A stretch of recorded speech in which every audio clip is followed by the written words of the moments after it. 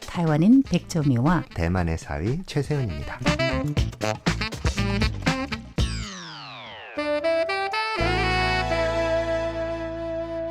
과정이 굉장히 흥미로워요. 네. 그러니까 조선인들은 한국어라는 것을 네. 잃어버리는 것을 정말 목숨을 버리는 것보다도 더 나쁜 일이라고 생각했던 것 같아요.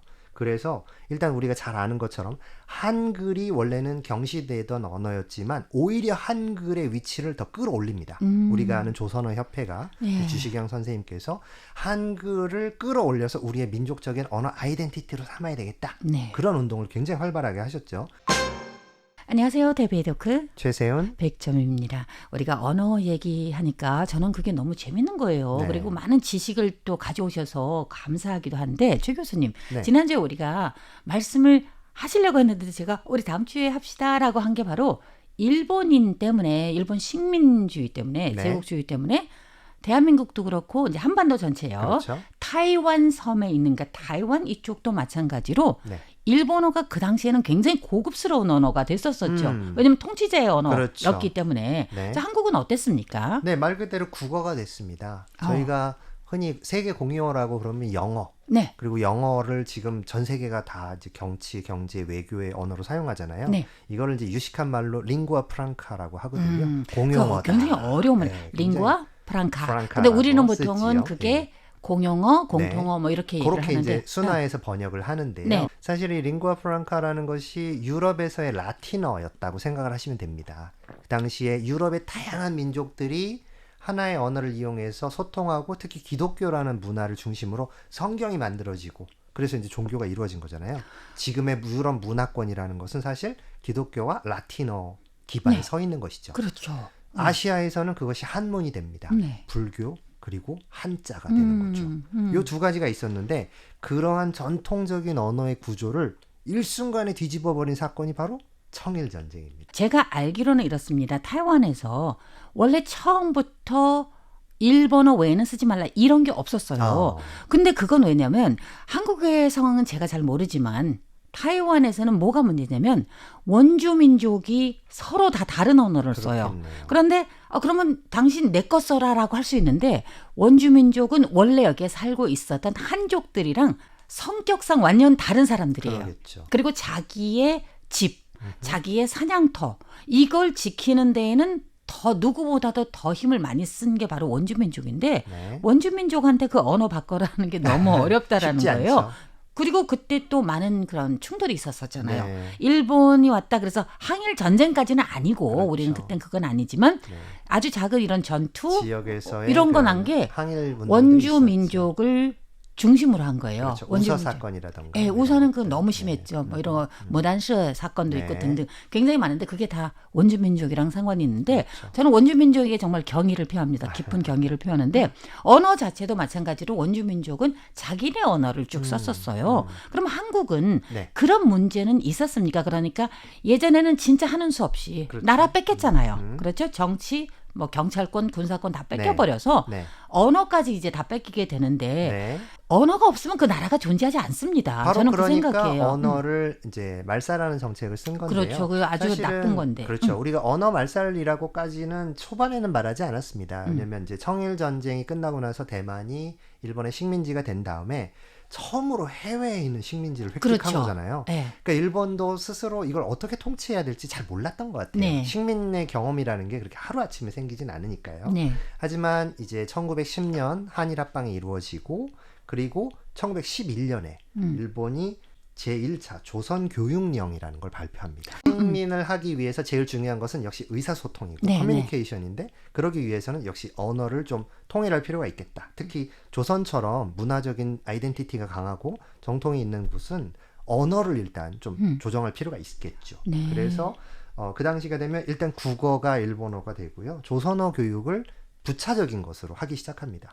하지만 그게 뭐 하루아침에 되나요? 그렇죠. 뭐 그렇게 그게 뭐 공론어를 하루아침에 한다고 되는 건 아니죠. 아니니까요. 예, 그렇죠. 그렇지만 그거 시간이 지나고 여러 차례 어떤 그런 교과서 개정이라든가 어떤 조선 교육령을 개정해서 4차 1940년 이때가 되면 이제 태평양 전쟁이 거의 끝마무리로 간 총동원의 시대죠. 네. 예, 그때가 되면 조선어는 완전히 교육 세계에서 벗어나서 이제는 완전히 일본어가 중심이 되는 시대가 됩니다. 한반도에서요. 네. 자, 그렇다면은 저는 그렇게 믿습니다. 한반도에서 비록 이 일본어가 국어가 되고 네.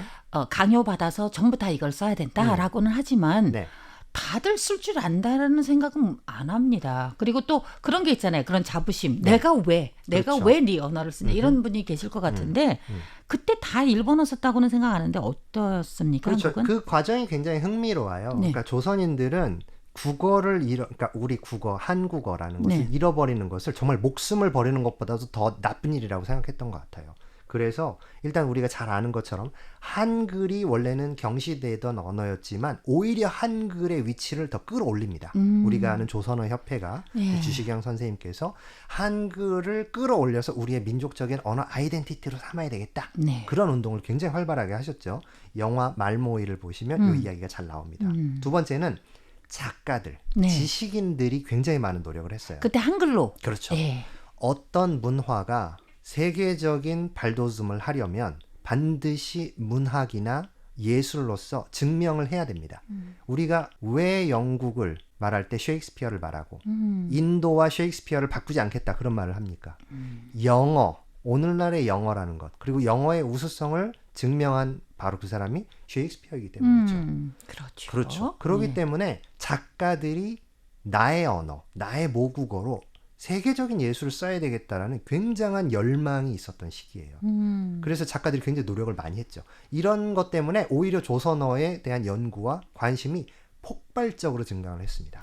그 굉장히 좋은 역사적인 이런 경험이네요. 타이완 같으면은 처음부터 언어 변경 그런 게 없고 완전히 국어 이것만 해야 된다라는 게 네. 1937년부터예요. 네. 그러니까 그 1937년은 한국에서 중일 말하는 전쟁이 총동원 시기 시작될- 아닌가요? 그렇죠. 혹시? 중일 전쟁이 시작될 시기였죠. 그렇죠. 그러니까 네. 그때는 총동원 시기라고도 38 이제 할 수 년부터니까요. 있겠는데 그래서 그때부터 시작을 해서 패망할 때까지 네. 그때는 일본어가 이제 주가 된다. 네. 하지만 그 전부터 타이완에서도 마찬가지로 그렇죠. 한국처럼 네. 시인들, 문학가들, 또 지식인들 네. 이런 사람들이 한어 한문이라고 그대로 음. 뭐 언어의 표현을 한다든지 네. 그리고 또 민남어를 원래 쓰신 분들이잖아요. 그러면 민남어로 한문으로 표기를 한 그런 네, 시를 그렇죠. 쓰고 그런 글을 많이 남겨서 향토문학들이 그렇죠, 또 발생한 그렇죠. 시기잖아요. 네. 근데 일본어 당연히 일본어로 쓰거나 네. 심지어는 45년 이후에도 나는 일본인이라고 하면서 지금까지도 일본이라고 그럼요. 생각하시는 타이완인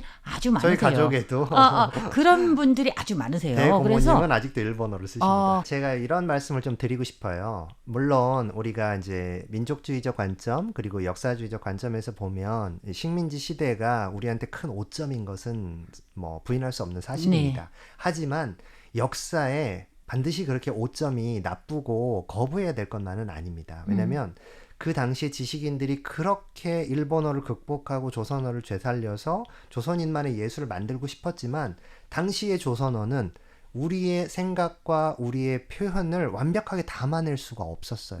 그러다 보니까 어쩔 수 없이 일본을 극복하기 위해서 일본어의 단어들을 차용해야 될 수밖에 없었고 네. 어법을 차용할 수밖에 없었습니다. 그런 것들이 자연스럽게 국어 안으로 들어와서 오늘날의 한국어의 이 표현을 풍요롭게 만든 것이거든요. 조선어, 그러니까 한반도에서 사용하던 언어가 단어도 부족하고 어법도 부족했기 때문에 한문을 차용해서 어느 정도 일정 부분 그러니까 어떤 그 성장을 했고 양적인 팽창을 거뒀고 그 다음에 일본어를 거치면서 일본어도 받아들인 거죠.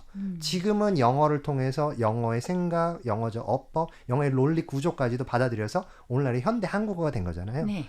한국어라는 것은 그렇게 완벽하게 무결점에 깨끗한 하얀 것은 아닙니다.